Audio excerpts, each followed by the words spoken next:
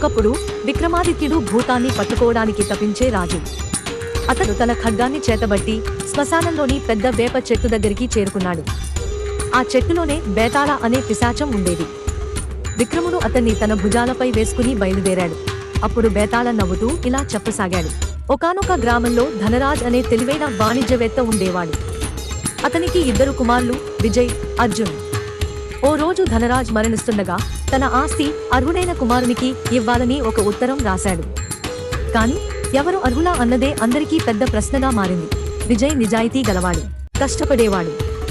అర్జున్ మాత్రం ఎప్పుడూ అడ్డదారులు చూసేవాడు. ఆస్తి కోసం 2 కుమారుల మధ్య తగాదా మొదలైంది. పట్టణంలోని తెలివైన న్యాయాధిపతి ఒక తీర్మానం ఇచ్చాడు. మీరిద్దరూ ఒక్కొక్కరు ప్రయాణం చేయండి. ఏడాది తరువాత మీ దగ్గర అత్యంత విలువైన వస్తువును తీసుకువచ్చి చూపండి. ఆ వస్తువు ఆధారంగా ఎవరు ధనరాజ్ నిజమైన వారసుడో నిర్ణయిస్తాను. 2 తమ తమ మార్గాల్లో బయలుదేరారు. 1 సంవత్సరం గడిచింది. విజయ్ ఓ దివ్యమైన పండును తీసుకువచ్చాడు. అది ఎవరైనా తింటే అన్ని వ్యాధులు నయమయ్యే శక్తి కలిగి ఉంది. అర్జున్ మాత్రం బంగారు నగలతో నిండిన పెట్టెను తెచ్చాడు. న్యాయమూర్తి 2 వస్తువులను చూసి ఆలోచనలో పడ్డాడు. అప్పుడు బేతాళ విక్రముని అడిగాడు, ఇద్దరిలో ఎవరు నిజమైన వారసుడు? విక్రమాదిత్యుడు ఏమాత్రం ఆలస్యం చేయకుండా ఇలా సమాధానం చెప్పాడు.